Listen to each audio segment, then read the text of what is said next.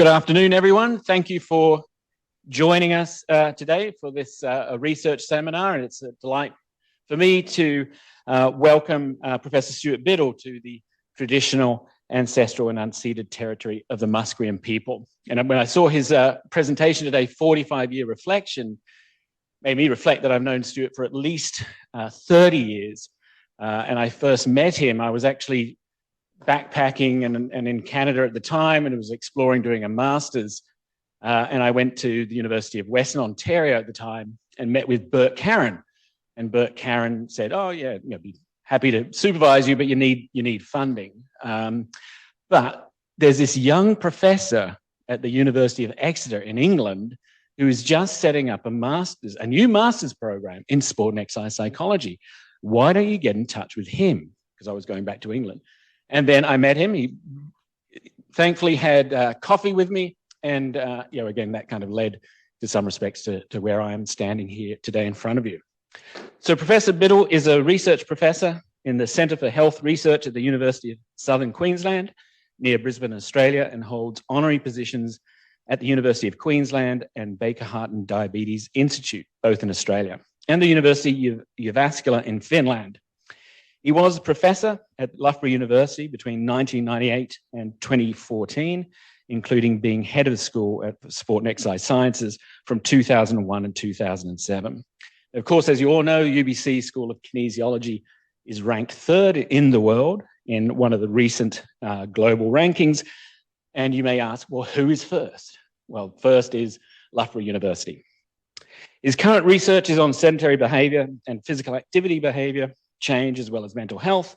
He was ranked 16th all-time worldwide for career-long citation impact in sport sciences up until the end of 2021, and is a Clarivate highly cited researcher.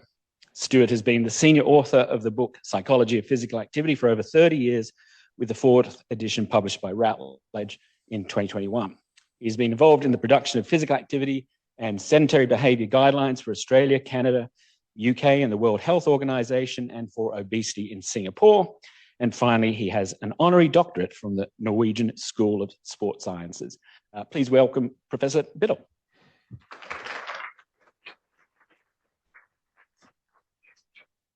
First of all, can you hear me? Yes. Thank you very much, Guy. It's always great to be here. I can't remember whether I've been here more than once prior to this visit, but I definitely came 20 years ago. And I've always loved this part of Canada and Vancouver and the university and all that goes with it. So we always start these talks by saying, isn't it wonderful to be here? But on this occasion, I actually mean it.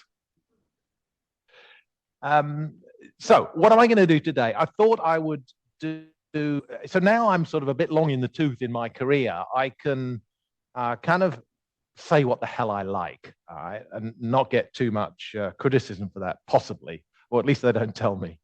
And I thought I'd do a reflection, and I kind of look back, but also talk about some contemporary issues. And I'm kind of aiming it at everybody.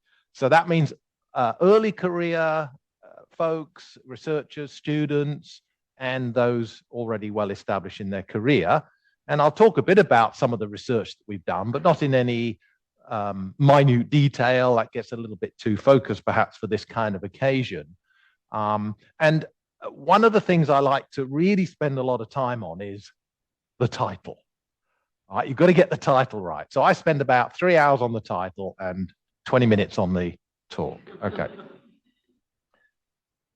And I've recycled these titles over many years. And I'm really pleased with this one. It'll probably fall completely flat, but I tried one in Finland not so long ago. I've been doing these visits to Finland, and I think around the screen time work that I've done about screen time and kids and sedentary behavior and so on. And I think I entitled it something like Streams, as in streaming, Screens, Streams, and Screens, because parents were getting frustrated by screen time. And of course, it didn't go down. Well, it went down like a lead balloon in Finland because they hadn't got a clue what I was talking about. I think you're a little bit switched on to something old, something new, something Boris, something blue. Okay, the old wedding phrase that brides in particular would adhere to give them luck in their married life. But it's serious. I do want to talk about those kind of issues. But in the famous words of one of the British comedians, Eric Morecambe, not necessarily in that order. If you know that joke, fine. If you don't, that's also fallen flat. So 45-year reflections. So here we go.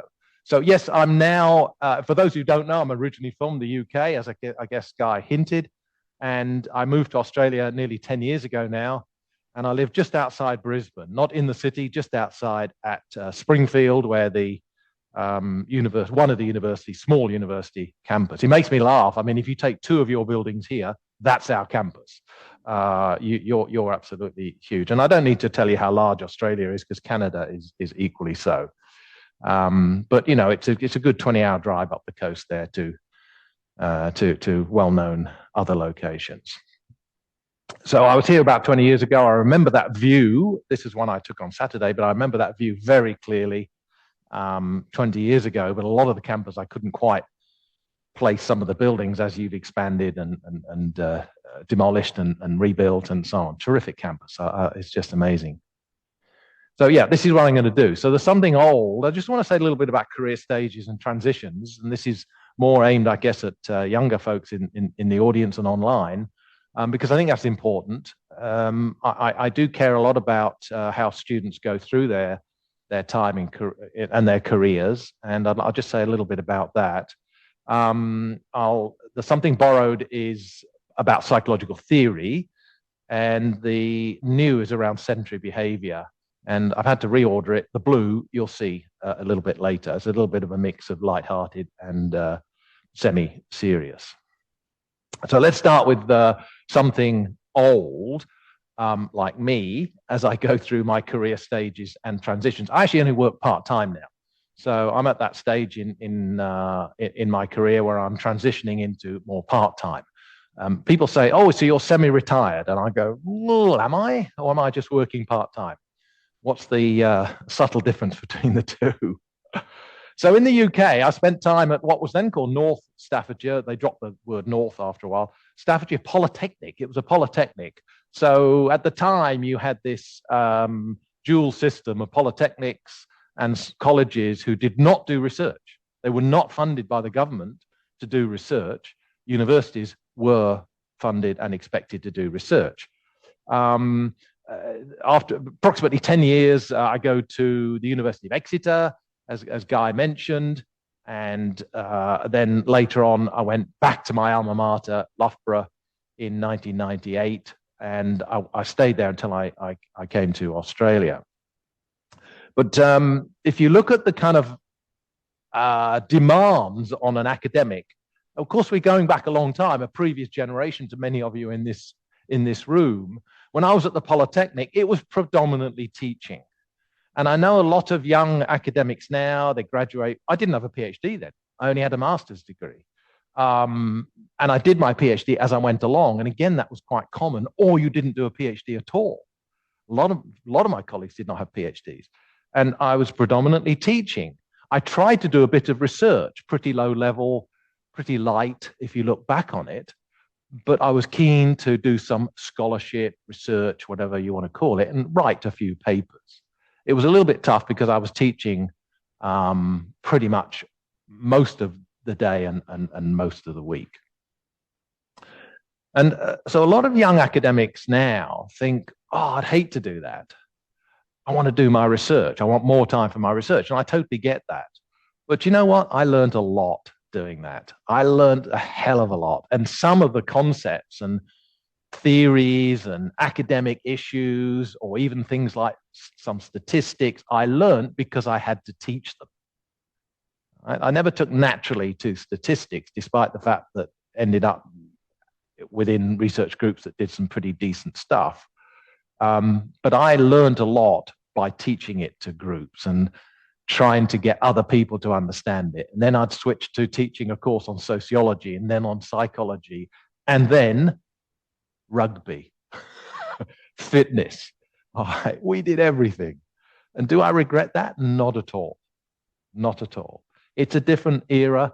I don't expect you all to go into that now, but it didn't do me too much harm, and I think it did me some good. So go to Exeter, much more traditional balance. And the Australians use this term, a balanced academic.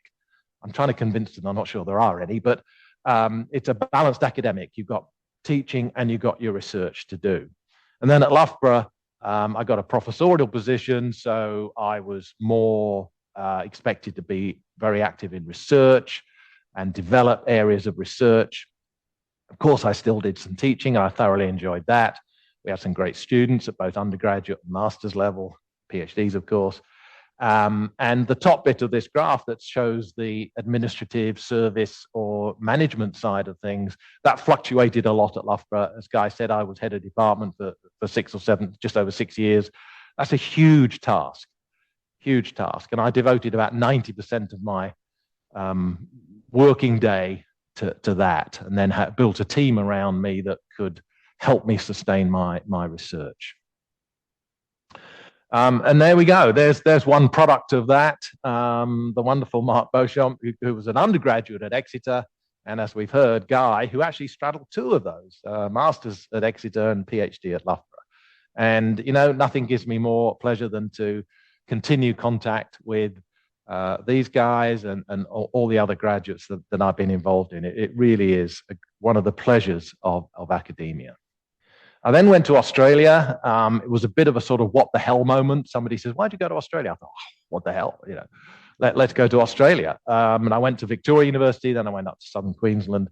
I mean, they're quite low rated universities. If you look at the rankings in Australia, they're not particularly research intensive. So I'm a kind of big fish in a small pond, and that suits me very nicely. I've had a part-time appointment at the University of Uvascular. That's just finished. They had a 2-year program of visiting professors, and I did the equivalent of 1 day a week, and I visited there 4 times in 2 years. And that was very pleasurable. And that's a strong department in what you call kinesiology. That was great. Okay, now, so I started out in terms of research, or scholarship is perhaps a better term, writing, studying, yes, psychology, but it was quite a lot on psychology of physical education. That's what my students were preparing for, predominantly to be teachers in schools, which is what my family background is. My father did that, and my brother went through that route. One of my uncles did as well, quite incestuous. So, but I got involved in sport and exercise, of course, psychology in the wider sense, and I got interested in health-related fitness, and the use of fitness testing in schools, and a bit of strength and conditioning. So, yeah, quite eclectic again at that stage of my career. Then it got a bit more focused into psychological theory, psychological theory. A lot of it I wanted to do was health-related, but I was still in the sort of sport mold, as a lot of us were in those days. And it's kind of difficult to suddenly break out of one field and jump into another. It's a bit like the old supertanker. Trying to turn it around or slow it down takes a long time. And in fact, I'll talk a bit more about those theories in a minute. But you know, my PhD was still a bit sport related, not really health behavior change related. But that's okay. Again, it's part of the flow of an academic career, I think.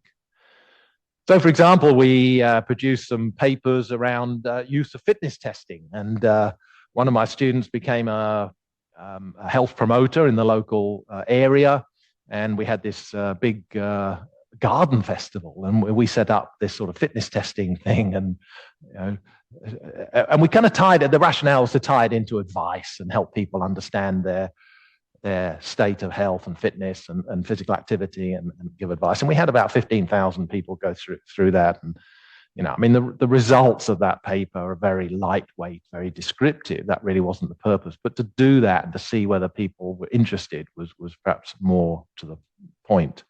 And with a great long-standing friend and colleague, Ken Ox, who's got an outstanding history as a professor in this field, we started to write about fitness testing, not from a physiological or validity point of view, which is what a lot of people are doing, but you know, what's the purpose of fitness testing, whether it's for kids in schools or adults in the community? What are you trying to achieve with that? Because there could be negative consequences, there could be positive consequences. So we wrote about educational and psychological considerations of fitness testing. And these are professional journals, they're not refereed academic journals. And then the sort of third stage was to look at what you might call behavioral epidemiology. Psychology is still in there, but very much a public health focus. Mental health has permeated through a lot of these stages, and then into sedentary behavior.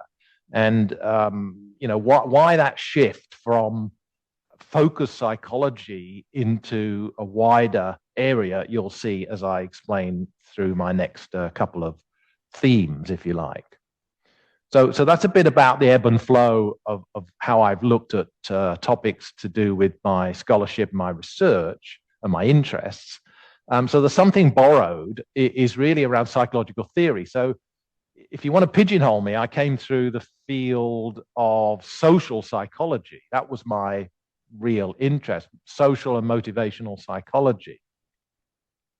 And so, as I said earlier, in that stage 2 of my career, I was interested in these kind of things, motivational processes, things like attributions, beliefs about your ability, a whole range of psychological constructs, some of which have ebbed and flowed in and out of fashion. I mean, attribution theory was the fashionable topic back in the 1980s, and nobody talks about it at all now. Perhaps, that's what I did my PhD on. Maybe that was the death knell of it. I don't know. But, I would write, I started to write these papers, trying to pull together some, this was a very unsystematic review, the top one. It was one of my first ever publications. And you look at the journal, Physical Education Review, does that still exist? Well, it exists actually as the European Physical Education Review. And much to my surprise, when I checked it out only about 2 days ago, it is a Q1 journal. I thought it had kind of disappeared off the face of the earth. But that was a very unsystematic review. I didn't even know what a systematic review was in those days. And then as part of my PhD, I do attribution and emotional reactions to sport, supervised by a psychologist at a local university. So this is how I got into the much more focused psychological. I was really into theory, really into psychological theory. And we carried that on. There's Ken Fox, things like goal orientations, perceived competence, locus of causality, related to self-determination theory. One of my PhD students introduced me to self-determination theory. That's the way it should work. PhD students teaching you. I like that. This Greek guy came in and said, what do you think of this paper? Took it away. I thought, well, that's really interesting. Self-determination theory. Now, if you're not in psychology, you may not know that, but that's a really flourishing and popular theory, which at the time, not many people knew about. So we developed these ideas around theory, social psychology. We borrowed psychological theory, applied it, a bit around fitness testing again with children in schools, physical education classes, because that's what one of these PhD students was interested in and my undergraduates were doing. And we even wrote it up as a popular applied article in the BJPE, that's the British Journal of Physical Education. It's really a magazine that goes out to physical education teachers. We were trying to introduce them to things beyond the traditional motor skills, motor development, child growth and development work, which a lot of undergraduate phys ed students would be familiar with. They weren't so familiar with social psychology. We carried that on in perhaps a slightly more advanced way. These are my former PhDs, Martin Hager and Nikos, the late, sadly, Nikos Hatzisarantis. Just staggeringly good students at the time and become epic researchers in their own right. And great, they've been great friends over the years. Sadly, Nikos died a few years ago, cancer. So, we did a meta-analytic review of theory of reasoned action plan behavior, another theoretical approach.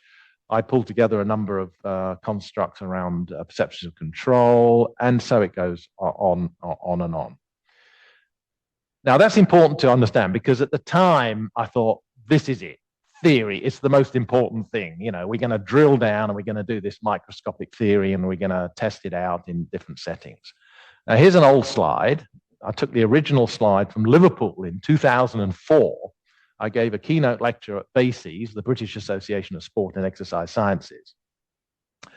And I was trying to introduce not so introduce, but to cover a number of topics of exercise psychology at a time when still sport psychology was the dominant theme.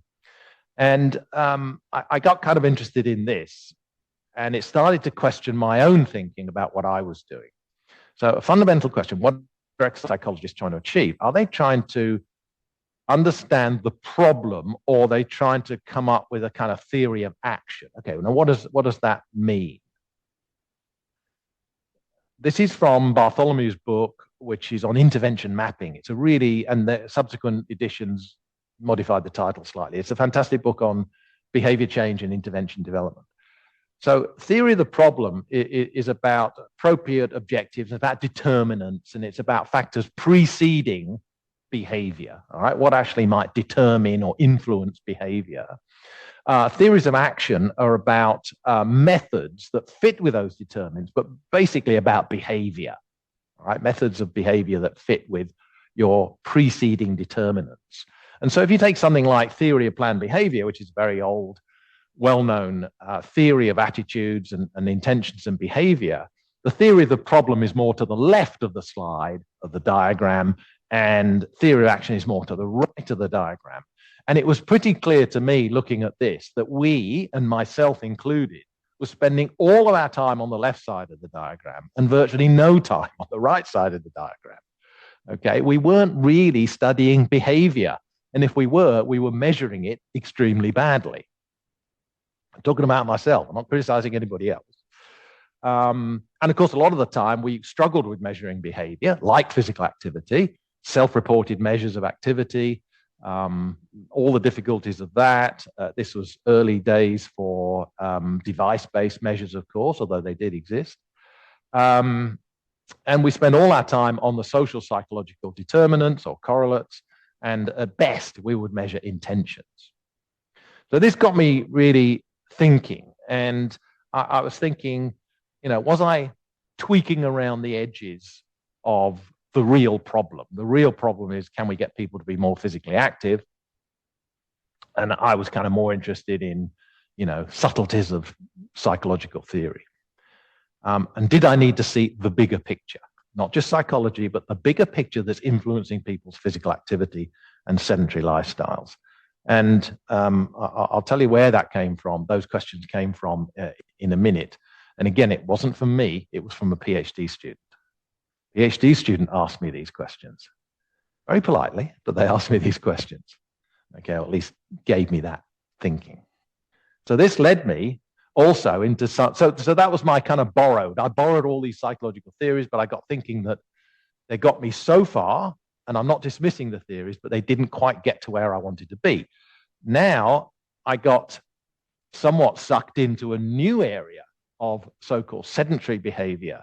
And this is now very popular, very common for people to be measuring sedentary behavior, which of course is very low energy, inactive, sitting down, lying down, reclining, but it's low energy. So somebody in a wheelchair can be sedentary or active. Okay, it's not just about sitting, but of course for most able-bodied folks, it's about sitting or standing and moving. Okay, so don't accuse me of being ableist.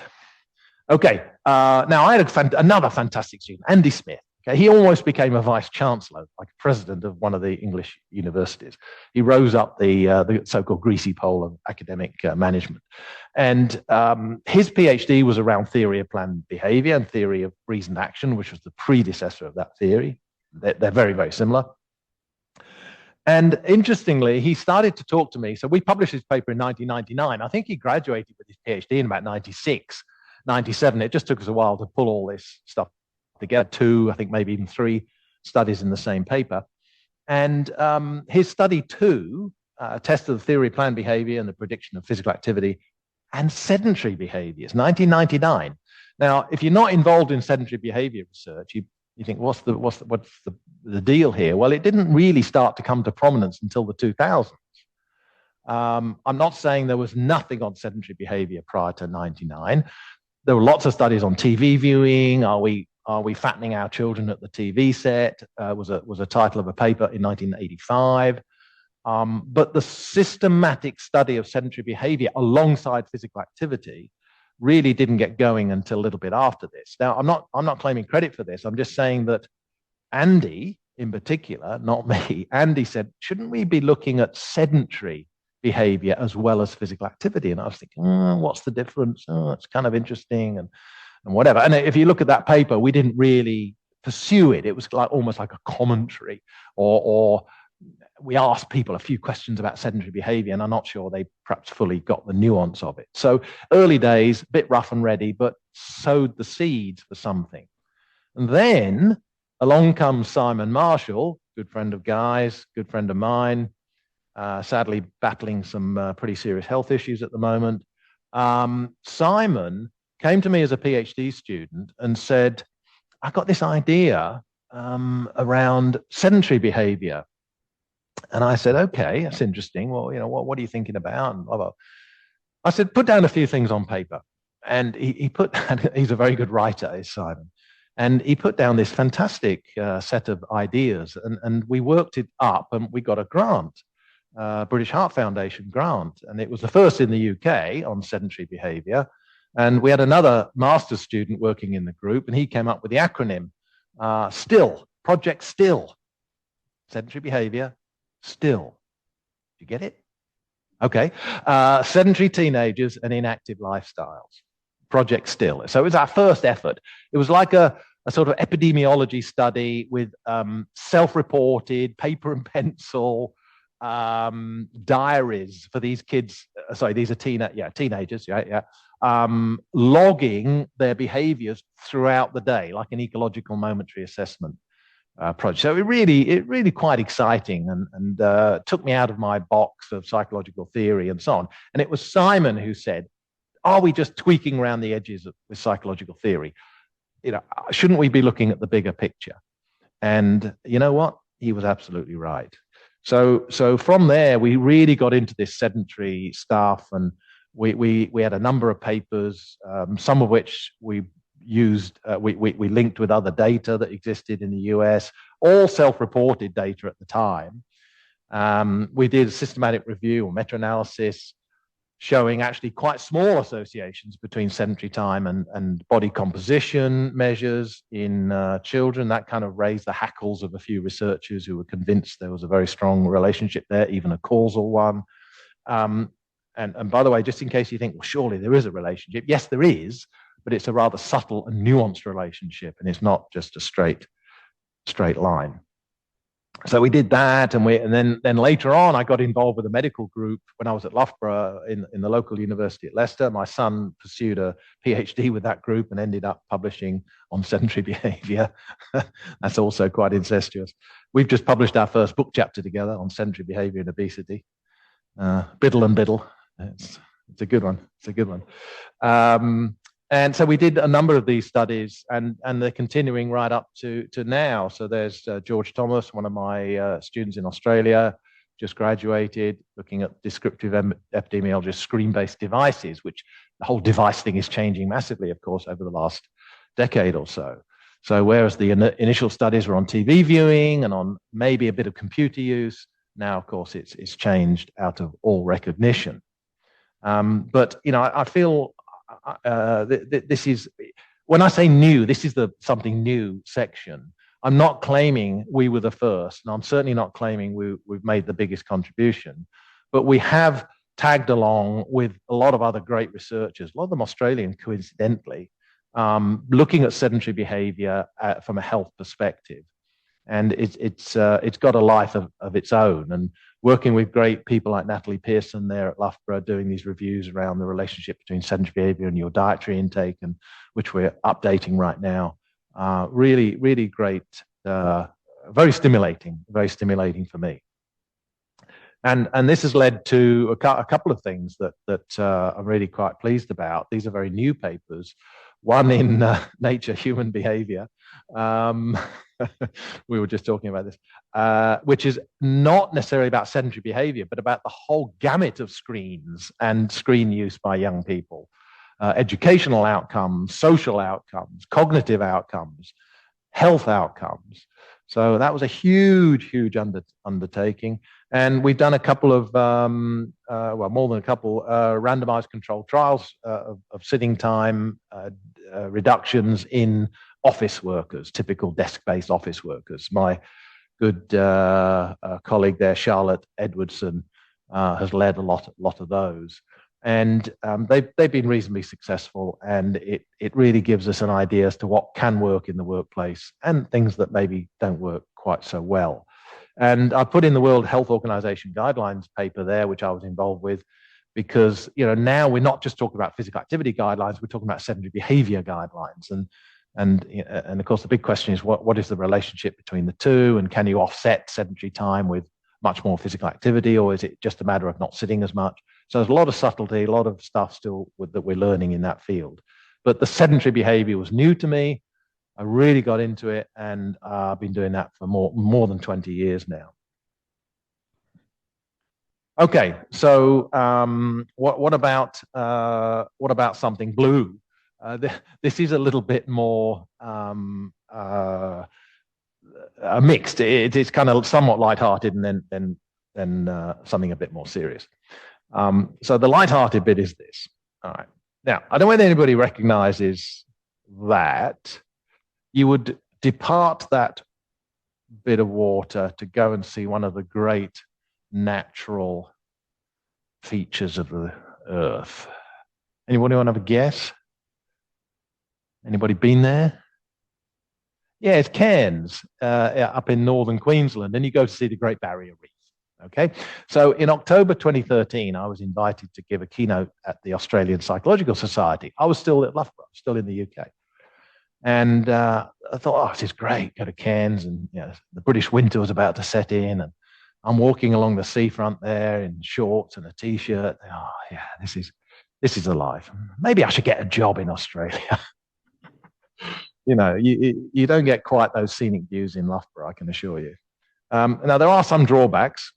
So I was walking along the path next to the beach, and this young couple come through, and the young lady takes her shoes off and starts to go and paddle. And I was looking around. I said to the guy, I said, does your partner not see the sign about the crocodiles? And I discovered he was German. He could speak English, understand English. He said, well, what do you mean? I said, there are signs at the ends of these paths saying, do not go to the water. Oh, really?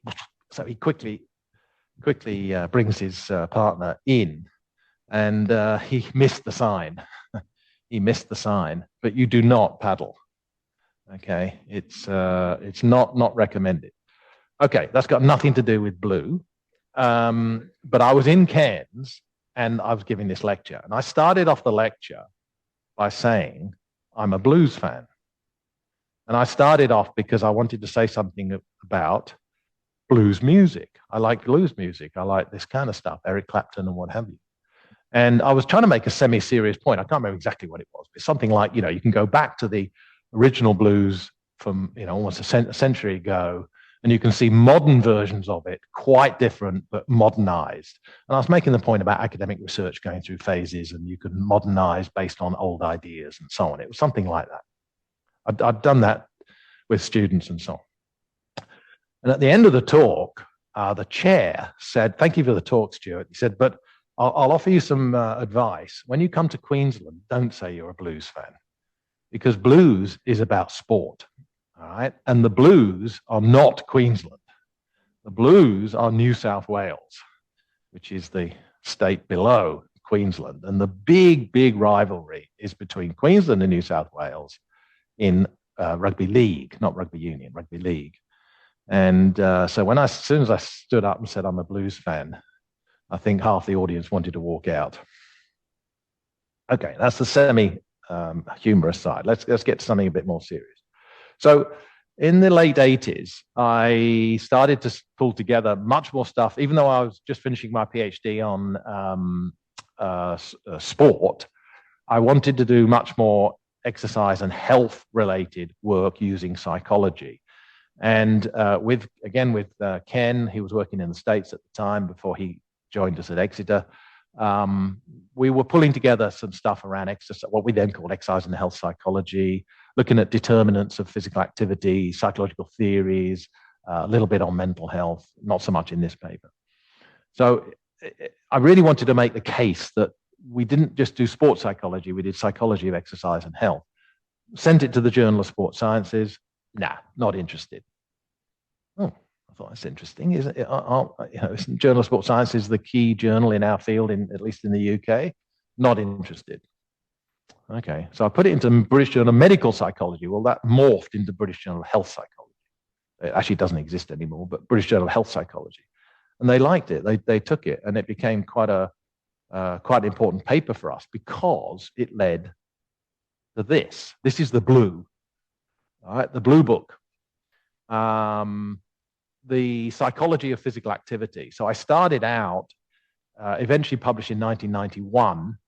The book on the left, actually, it's slightly different. It's Psychology of Physical Activity and Exercise. It was in a series published by Springer, hardback only, limited publication run, extremely expensive. So it kind of got lost in the mix, much to my frustration. So some years later, I thought I'd really like to revise that book and revamp it and improve it. I did this with Nanette Mutri, great friend and colleague, who's just finished her full-time career at University of Edinburgh. And we said, okay, let's do another version. We went to Routledge, the publisher's Routledge, Taylor and Francis Routledge. And so the 2001 is really the first edition of Psychology of Physical Activity. It's as you can see, it's a bit of a difference between the two. And now we've done 4 editions of that book. Trish Gawley, New Zealander who worked with me at Loughborough, now up in Scotland. Guy came in on the last edition, which is fantastic. And, we'll try, I think, we still need that discussion, Guy. Where do we go from here? Will we do another edition? It's hard work. And I think Nanette's ready to say thanks, but no thanks. But let's see. But this has been an important part of my career. And the point I want to make about this book, okay, it's a textbook. So a lot of university administrators, and if you're judged on your research excellence, they'll say, book, doesn't count for anything. But it has impact. I'll give you a story. I went to Taiwan. I got invited to speak in Taiwan. I went to the local university. I met this group of graduate students. And this young Taiwanese man came out. He had a copy of one of my earlier versions of the book. And he was fawning over me because he was desperate to meet Biddle. All right, desperate to meet Biddle. His nickname in the group was Biddle. All right, that was his nickname because he used to love the book. Now, we can joke about it, but it clearly had an impact on him. And I think these kinds of books, and there are many others, some here, written by Canadians, there are many others, I'm not claiming this is the only one, can have quite a strong impact beyond the traditional impact of journal papers and so on. And, and beyond citations and all that stuff. So I do still believe in them. I know the whole landscape's changed a bit. People can buy chapters online, chapter by chapter. They don't have to buy the hard copy, et cetera, et cetera. But I do think pulling all that together and giving it to people in one fell swoop has a lot of advantages. Now, things have changed over that period as well. I don't want to make a big historical thing about this, but you could go back to look at those early editions, and we had much less information about interventions. We didn't really understand so much about evidence being based, for example, if you pull together evidence, where are you going to go? Well, let's try and find a good systematic review. It was much more piecemeal in those early days. You pick up individual studies that seem to be quite important. You might have a review paper or book chapter, and the systematization of it improves as you go along. So the last edition, very much more based on systematic reviews, and then illustrated maybe with some randomized trials, if that's appropriate for the topic that we're looking at. Diversity of methods, drawing much more on qualitative research. And so you become a little bit more eclectic, you become much broader in your focus. If you were to compare to 2021 edition with very early editions, you would definitely see that. So, you know, there have been some quite dramatic changes. The whole notion of applying psychology to behavior change. The early editions, again, it was more left side of the diagram that I talked about earlier, much less about the right side of the diagram and talking about behaviors. So, and so psychology, this would be my last point, my psychology, field of psychology has changed, and it has tried to link and merge with the bigger picture. So what Simon and other people are saying is we should look at the bigger picture, don't just tweak around the edge of a theory, has come to fruition to a certain extent. So if you take one of these models, like this is the behavior change wheel, it's not the only behavior change framework, it's just one, it's quite popular. You can like it, you may not like it, it's up to you. But they, you know, this is developed by health psychologists, and it was developed for government policymakers. Government policymakers do not want to wade through a whole load of theory. They want to know, right, what might work? How do we do it? And you can see all the different concepts there. I won't try and explain the model, where you might use some of these strategies, and you're trying to influence people's capability, opportunity, and motivation. And the motivational element there, you can drill down into some quite detailed psychology and different approaches to how we influence people's behavior, whether it's more automatic and subtle, or whether people really have to think about it and plan and think through strategies.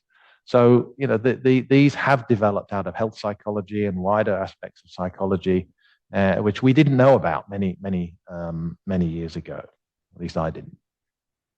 I think I might wrap this up, Guy, and very happy to take some questions. So I hope there was something a little bit in there for, you know, for everybody, hopefully. And, you know, whilst you could say, well, looking back is fine, but the important thing is whether it influences things in the future. And I think things I've learned as I've gone along with some of these approaches have influenced much later behaviors and much later aspects of scholarship, and hopefully made it a little bit better. So don't forget the history. Those of you studying a particular topic will know that there are seminal papers from some years back, and I would recommend you go back and check those and see how things have changed right up to the contemporary research that you're doing. Anyway, I think, Guy, I'll leave it there and be very happy to take questions. Thanks for listening anyway. Thank you.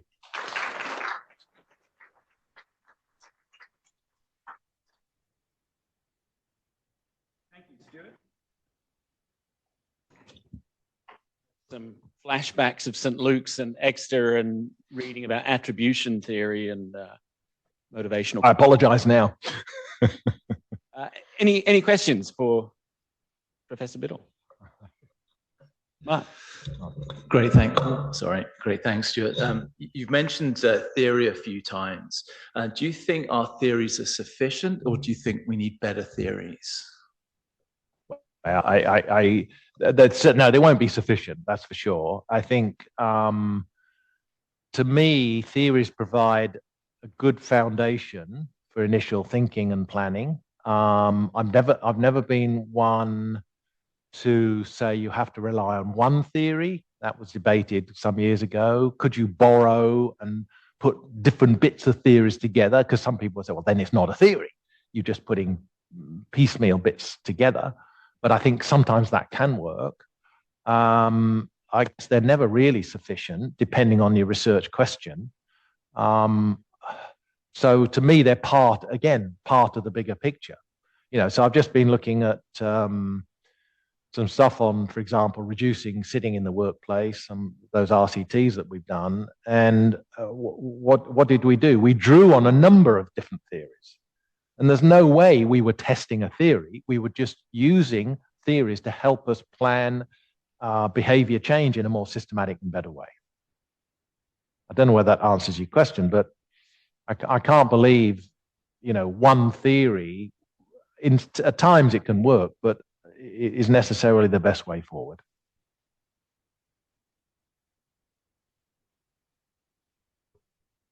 I just have a question for asking for a friend. And going back to the earlier work about talking about your career transitions, what has helped with motivation? You have over 45 years. My your motivation motivation to do. Yeah, to keep going. I mean, I think it's interesting. I think one that clearly shines through is the important role that students play. Yeah. But what else has worked for you? It was interesting because, you know, as you get to a certain age, and I've now gone part-time, as I say, my brother retired. My brother's 2 years older than me. He retired 12 years ago. And he doesn't understand. Why don't you retire? He says, you know, go and play more golf. I said, I can't play more golf. So I just find it extremely stimulating. I don't want to do it full time anymore. I don't want university bureaucracy. Sorry.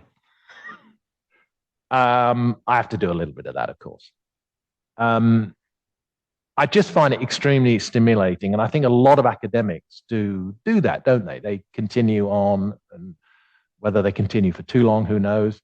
I find it really stimulating. I really enjoy working, with other people, students, colleagues. I enjoy writing. I enjoy all of that, and I think if I gave that up, it would be a big hole in my life. That's not to say it is my life. I've got plenty of other, interests beyond golf as well. So yeah, I just find it stimulating, and I want to continue while I think I've got something to offer. Sometimes I do think, wow, I talk to some of you young guys and, in your lab and others, and you think, wow, these guys are, they're going to quickly go beyond me, and maybe I'll be out of touch. And that's something to think about. But I hope I'm not there yet. Thanks. Great talk, really interesting and inspiring. You talked about the left side and the right side, and to follow up on Mark's question, societal change of behavior to be less sedentary, more physically active. We don't have a good collection of theories or how does that relationship work? Okay, so again, people like myself, of course, we weren't the only ones looking at trying to change behavior for physical activity. And there were lots of academics, from physiologists to epidemiologists to whatever, who are also wanting to get people more active. But the psychological theories were insufficient. We weren't taking into account wider environmental influences, social influences. So, for example, sociologists tend to play a much smaller role, sadly, in our field for physical activity for health, at least early in my career. We didn't see so many of those at the meetings. And so that's a big drawback. So, and if you look at the evidence for population level physical activity, you could say we haven't made much progress, flat line at best. And your most optimistic conclusion might be that, well, at least we've stopped it getting any worse. Now, whether that's true or not, we don't know. But so I think we were too narrow. The theories were too, you could say, too psychological, and not psychological and social and environmental. Of course, that has changed now. We're much more aware of that. And there's some great work in all of those areas. But we were a little bit slow getting that up and integrating that. This is probably what I would conclude. Yeah. Like we all know, like you mentioned, that there's tons of theories out there. Just wondering, which one would you recommend? I mean, I understand you said there's like not a best one out there, not an optimal one. It depends on research question. Just curious, like which one would you choose if you're just developing an intervention for people's general population? Yeah, okay, I'm going to quickly answer that by saying I wouldn't recommend it in that way. What I would say is, obviously, depending what you're studying and what you're interested in, what your basic research questions are, should partly will determine how you tackle that. That might lead to certain theoretical approaches, okay? And you need discussions with people like Guy and Mark and all the others to see how that might transpire. Okay, which theoretical frameworks might be most useful?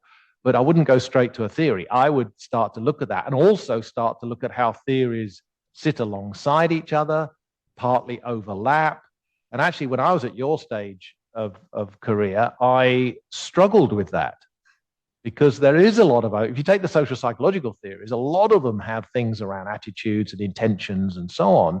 And that led to, I don't know whether you're familiar with the so-called theoretical domains framework, which people have tried to extract the most important constructs from all of these theories and say, well, you know, here are some constructs that seem to be pretty central. But I remember writing in one of the very early textbooks, I think it was the first edition of the new sort of batch, I did a table where we listed the theories down the left side: theory of planned behavior, social cognitive theory, self-determination theory, blah, blah, blah. And then constructs along the top: intentions, attitudes, control, and so on. And then I put ticks in which ones seemed to were included. And of course, there's a lot of overlap. I never pursued that. It was just something that thought, oh, that's kind of interesting, you know. So, but I struggled to say, well, what is the difference between this theory and that theory? Because there's quite a lot of overlap. Okay, so go back to your question. I wouldn't dive straight in. I would take that advice, talk to more experienced people, and see what's emerging as an appropriate theoretical framework. And you might end up then working around one theory or several theories. That's how I would do it. Thank you. Yeah, I'm just using the comparatively new one called the impact framework. Okay. It's more about like action control one. Okay. Yeah. Okay. Good. Just wondering. No, that's great. I think we should do this. And of course, there's sometimes we've got something called a theory. It's not really a theory. Sometimes it's a framework. Sometimes whatever. I'm not too concerned about that right now. But at some point, you need to feel that it fits what you're doing and is going to be helpful to answer your question. Thank you so much. Oh, good question. Thanks. Stuart, can you differentiate a theory, model, and a framework? I'm not joking. It's what Mark asks, no matter what, even at a dinner party. I think we said that in the book, Guy. Any final questions for Professor Biddle? Oh, yes, Danny. Microphone. Yeah. Hello. Yeah. Hi, Stuart. Thank you very much for your talk. I cannot wait to ask you about, because you were belonging to the branch of the WHO guidelines. Yeah. So I want to ask you, because I never, apart of Frank Ortega, that is my colleague in University of Granada, I would like to know any anecdote or something that you can you can tell us about when you are, with your expertise, providing some experience to achieve those guidelines. If you have something to tell us, so how do you collect all the information? How do you get to all the information? How do you work on that? How is the future leading of these guidelines? I don't know. Okay, a couple of headline comments. Yeah. Okay, what should I say? Yeah, so guideline development. I'm currently right in the thick of Australian guideline update for adults and older adults. I'm in charge of the sedentary behaviour bit.